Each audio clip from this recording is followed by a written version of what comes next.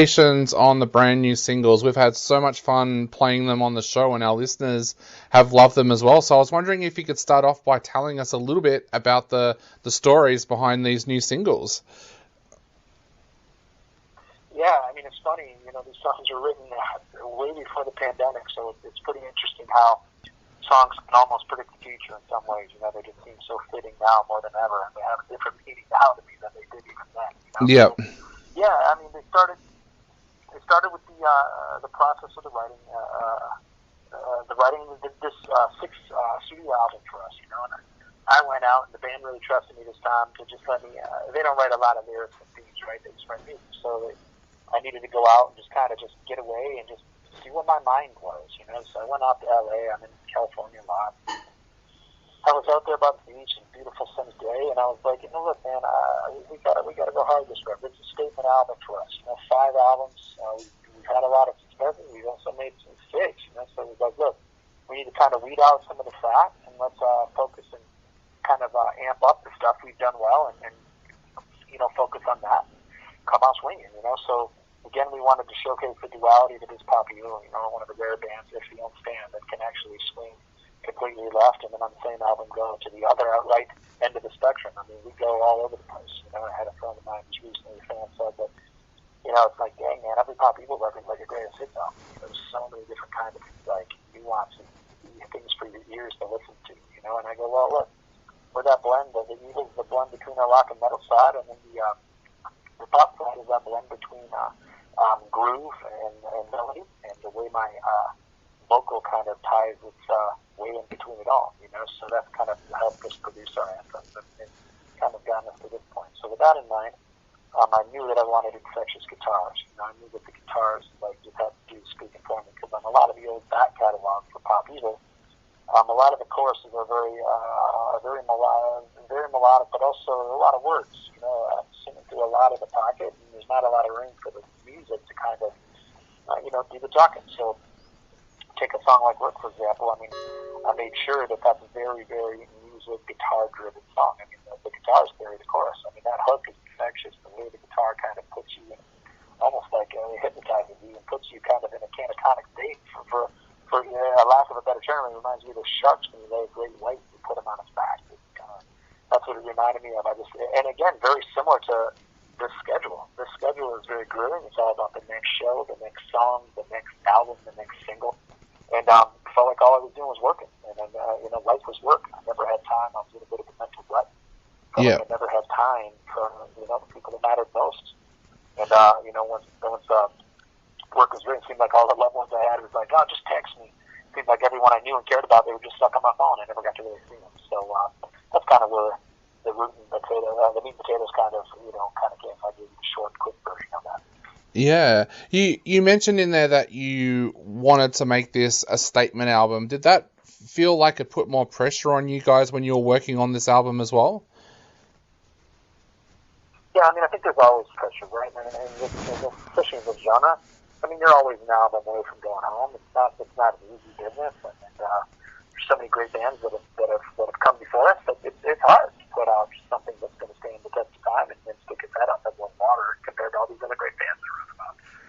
So yeah, you gotta always feel the pressure. But as the album started to come to fruition and more songs were being demoed, it just was like, wow, like you could just a lot of it was natural, just because, we the things that weren't working for us on previous albums, we weren't really making those types of things. We're not trying to record songs or those kind of things, go down those paths.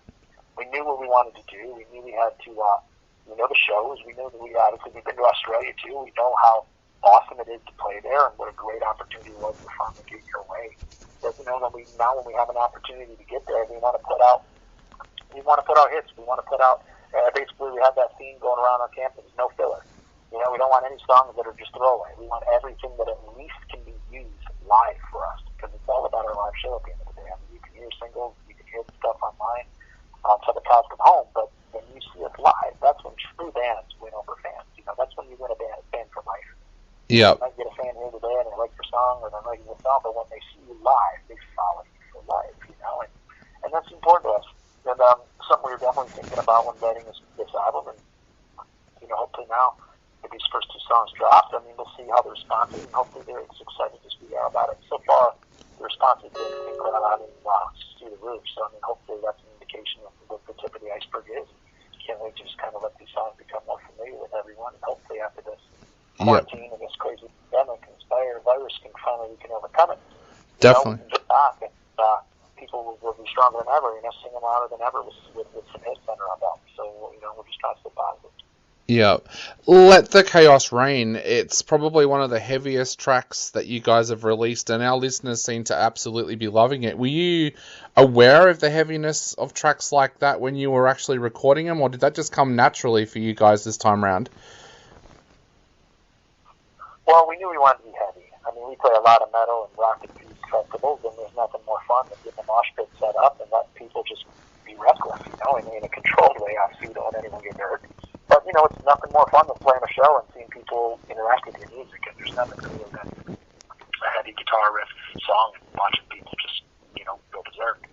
So, yeah, I mean, definitely, there's something, just when I was writing the early stems on Chaos Reign, it was just awesome. It was just chilling to me in a good way, just how throwback it was to, like, old school, late 90s, early 2000s. Just felt like just what I wanted to hear. It was just like, oh, finally, this is refreshing. Just give me something just fun. And it's just like throw. And especially now, it's just a beat versus type of song. And now it seems like it's so interesting how it's all of us versus virus type of song now. It's like, hey, step up to me, now get out of my face. Like it's the chaos, right? So look, it's crazy times. It is what it is. But you know what? We're gonna get through it, and we're gonna get through it together. So it'll be interesting to see how if this becomes a live anthem for us in a way, and in some ways a song to unite, together. It's awesome already. All the positive feedback and the way people are really, taking the song and taking a positive spin on it to, really use it as motivation against these crazy times, this pandemic, and then, hopefully people continue to do that, and when we finally get to play it live, it'll be through the roof. That'd be pretty amazing to finally get to play. Yeah, it is such a crazy time here in Australia. We've been in lockdown now for 7 weeks, I think it is. How have you been spending the quarantine period? Have you been locked up at home? Have you been writing tracks, or how have you spent this time?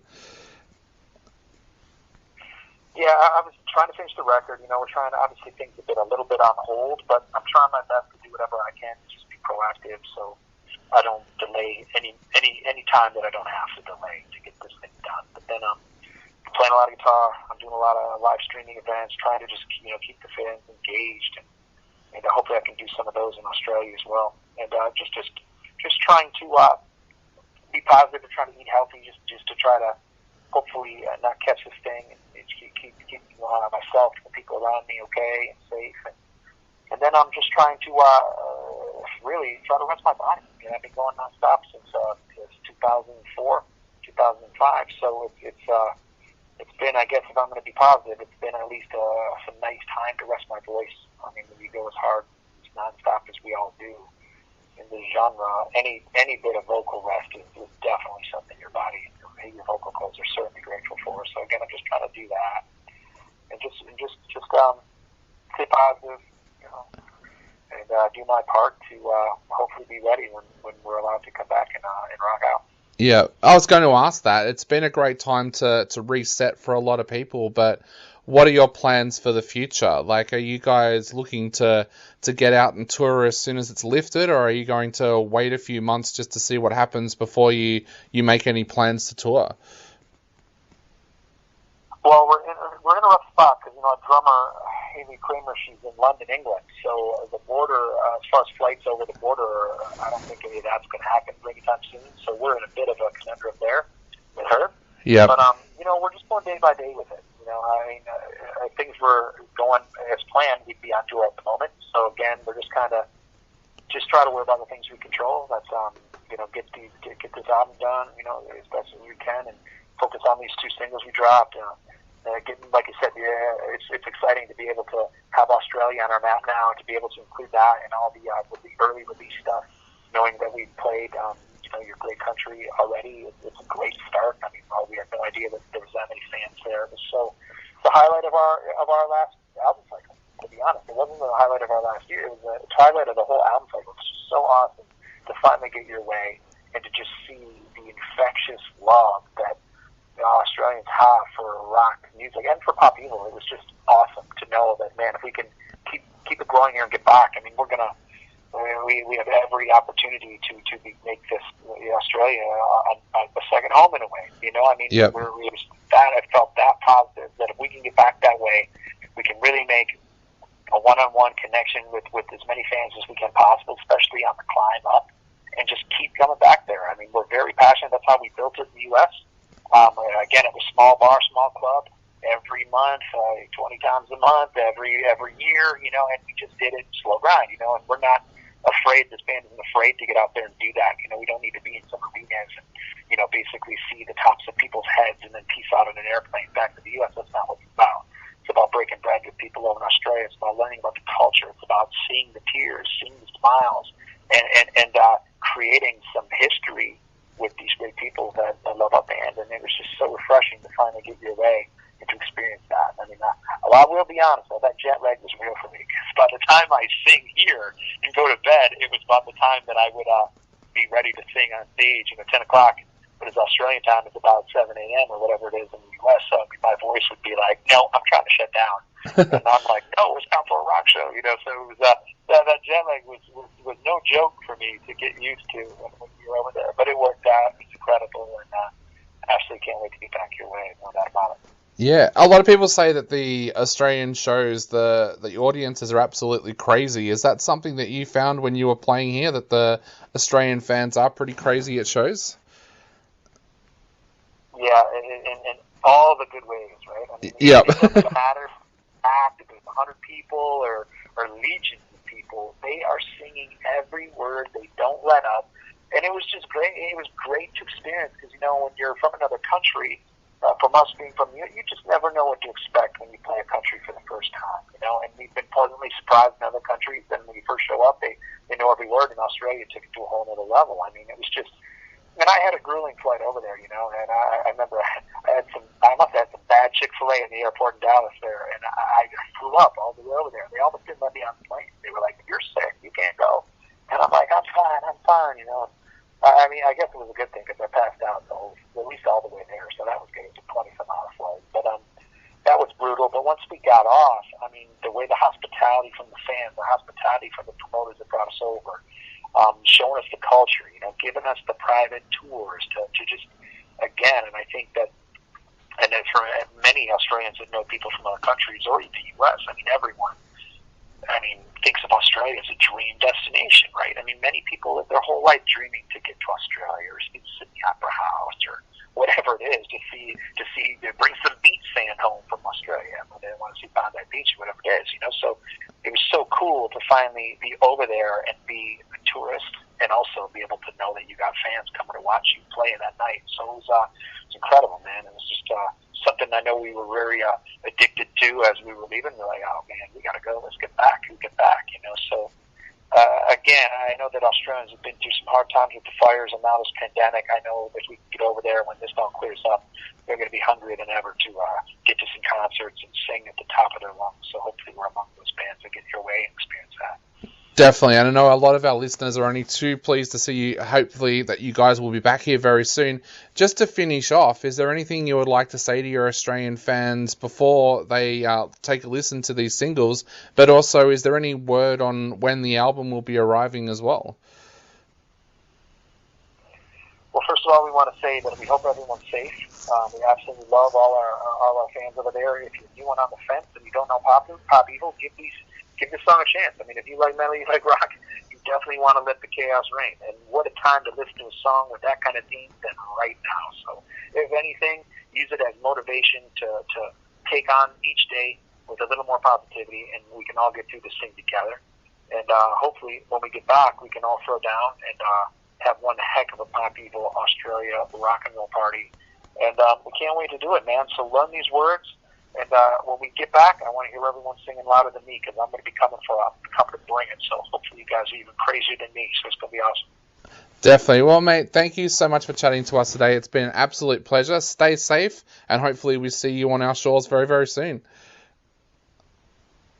Can't Not a problem, mate. Have a great day, and we'll talk soon. You too. All right, bye. Yep, I'll get back.